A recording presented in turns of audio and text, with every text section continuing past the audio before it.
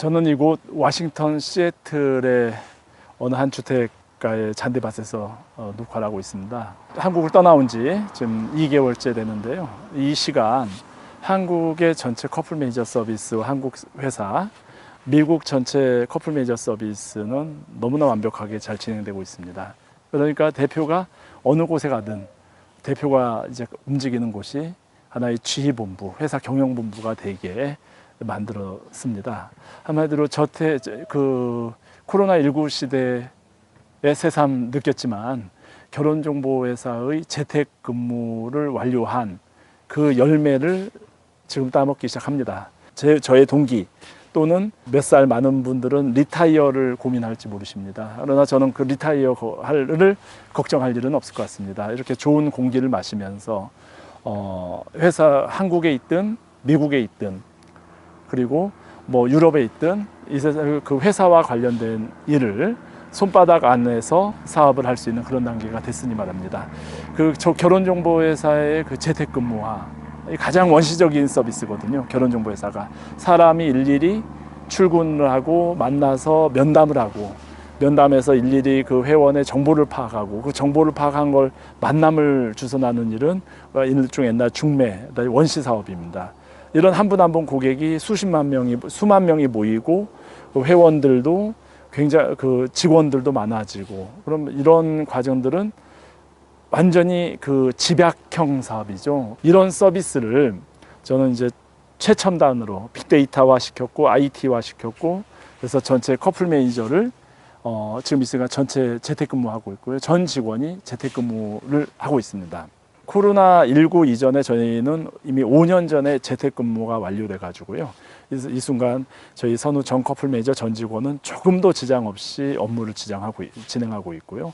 고객들은 또한 조금도 문제가 없이 저희 선우 서비스를 통해서 싱글 남녀 만남을 가지게 됩니다. 그렇게 하다 보니까 지금 오히려 미국 같으면 회원이 한 3배 이상 증가되고 있고요. 가입 회원이. 한국 같은 경우에도 코로나19 시대에 뭐 다른 업종이 많이 어렵다고 하지만 오히려 회원이 꾸준히 증가되는 그런 이제 상황이 됐습니다. 물론 이건 시작입니다. 재택근무를 했고 이 재택근무에 최적화됐고 적응화했고 이제 여기서 얻어진 탄력과 에너지는 앞으로 선우의 미래에 무궁무진한 어떤 가능성을 줄 것 같습니다. 그렇다면 이 대기업도 하기 힘든 이 세상에 많은 회사들이 로망으로 가지지만 대기업도 하기 힘들고 일반 많은 회사들이 하기 힘든 이 재택근무를 이 선우가 어떻게 완성했을까 라는 사람들 궁금증이 있을 겁니다. 그래서 또 하나는 저를 만날 때마다 도대체 결혼정보회사를 어떻게 창업했고 어떻게 지금까지 발전시켰느냐라고 궁금해하는 것 같습니다. 물론 제가 글로는 몇 편 발표를 했습니다만 이번 기회에 이 어려운 결혼정보회사의 재택근무를 완료하기까지 과정을 제가 영상으로 말씀드리고자 합니다. 시리즈로요. 이 영상을 보면서 많은 분들이 재택근무를 희망하는 분들이 영감을 얻으실 수 있고요. 회사의 재택근무를 꿈꾸는 CEO들이 참고를 할 수 있을 거고요. 무엇보다도 하나의 결혼정보회사 이 원시적인 서비스를 하나의 재택근무라는 가장 어려운 단계로 발전하기까지의 한 인간의 그 불급 고려청자를 만드는 과정들은 나름대로 의미가 있지 않을까 싶습니다. 우리나라에서 제가 최초로 한 일이 2가지가 있는데요. 하나는 결혼정보회사고요. 91년도에 제가 25살이었으니까요. 그 전에 3년 전에 22살에 책을 빌려주는 일을 처음 했습니다. 혹시 1990년대 초 아니면 80년대 후반에 서울의 어떤 사무실에 개인 사무실에 근무했던 격리직을 맡았던 여성분들은 저를 기억하거나 저희 회사를 기억할지 모르겠습니다.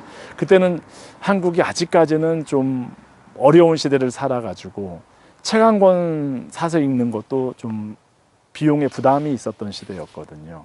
그 책 한 권 사는 문제를 해결하자, 빌려주는 방식으로 하자. 오늘날 이런 이제 이동 도서 대여점이나 이런 게 보편화됐는데 그 시조죠, 저희가. 그 책을 빌려주는 일을 한번 해보자. 회원제로. 그래서 가입비를 한 3,000원 원 받고 한 권 빌려줄 때마다 500원씩 받자. 해가지고 이제 그 책의 리스트를 만들어서 이제 회원 가입한 분들한테 주고 그럼 그분이 이제 체크를 하면은 일종의 배달제로 주는 거죠. 그 서비스를 22살의 나이에 시작을 했습니다. 물론 그 이전에 할 때는 제가 화장지 노점상을 했죠. 그때 당시 한국이 신문지를 막 쓰다가 화장실에서 신문지나 뭐 종이를 쓰다가 화장지를 쓰던 시절이에요. 다른 사람들은 이 화장지를 시장이나 이런 데 리어카에 쌓아두고 사람이 오기를 기다리는 거죠. 사러 오기를. 저는 바꿨습니다. 바로 그 서울 시내 직장 곳곳에 그 화장지, 그 사무실마다 화장이 필요할 테니까요. 개인 사무실의 여직원들이 아무래도 격리니까 그런 구매를 담당하죠. 그 여직원들 상대로 이 화장지를 이제 그 소위 말하면 갖다 이제 판매하는 일을 했죠. 들고 가서 사무실 노크를 하고 판매를 하는 거였습니다. 한 일반 그 노점상들이 하는 수입의 5배 그 이상을 올렸습니다. 서울 시내 전 지역에 아마 저를 기억하는 그 당시 화장지를 들고 다니면서 건물에 그 격리 직원한테 그 판매하던 그 노점 청년을 기억하는 분 혹시 있을지 모르겠습니다. 한두 분은 기억하시더라고요. 그때 이제 전 2가지를 얻었죠. 하나는 건강을 얻었습니다.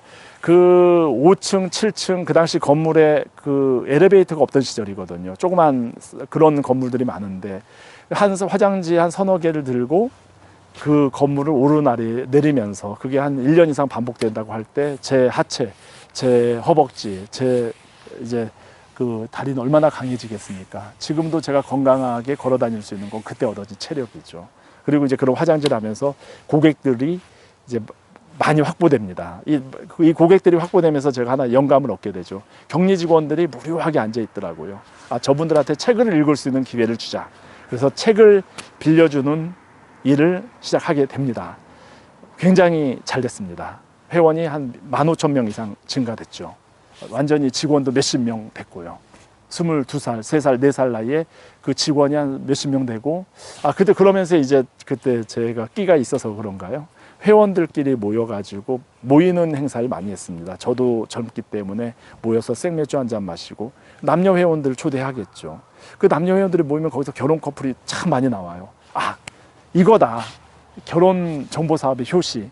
한국이 미래의 자유연애 시대로 갈 때 이 매치메이커 사업이 되겠구나 해서 이 매치메이커 사업을 해야 되겠다 해가지고 이제 그 어떤 계열사를 하려고 했죠. 그 독서회 사업에 책을 빌려주는. 근데 아무래도 22살, 4살, 3살, 4살의 어린 나이에 중요한 그 어떤 재정, 회사 운영이라는 거는 매출을 많이 올리는 것도 중요하지만 관리하는 건 더 중요하지 않습니까? 관리에 대한 경험이 전무하니까 당연히 망할 수밖에 없었습니다. 망하고 나니까 호주머니에 10,000원의 그 자본금이 있었습니다. 이 10,000원을 가지고 신설동에 제가 검정고시를 했을 때 그 선생님이 학원을 운영했는데 그 학원에 찾아가서 제가 첫 번째 사업은 이렇게 실패했는데 아이디어가 있다. 좀 이 세상에 없는 사업을 하고 싶다. 학원 강의실 하나만 빌려달라 해서 빈 강의실을 선생님께서 빌려주셨고요. 김동일 선생님이십니다. 그분이. 김동일 선생님께서 빌려주셔가지고 강의실 하나에서 그 10,000원 가지고 책상 2개를 사가지고 이제 강의실에 그 책상 2개 바로 신설동 한쪽에 고물상이 있었거든요. 고물상에 책상 하나가 그 철제 책상 하나가 5,000원이었어요. 2개를 사갖고 가서 이제 그 사무실에 세팅하고 그러면서 그 당시 스포츠 신문에 이제 광고들이 데이트 서비스들이 광고를 많이 했어요. 요즘에 유사한 뭐 미국 뭐 펜팔 이런 이제 그 결혼의 전제가 아닌 그냥 데이팅 서비스죠. 이 데이팅 서비스들 하는 데서 제가 좀 더 신선한 광고를 내면서 그 광고 담당자들한테 광고비는 외상으로 좀 하자. 먼저 내고 보자. 해가지고 시작한 게 이 한국결혼정보회사 효시고요. 선우가 이 서비스를 소위 오늘날 재택근무로 완성되기까지의 어떤 첫 번째 단계의 서비스가 여기서 출발하게 됩니다. 이 부분을 기대하십시오.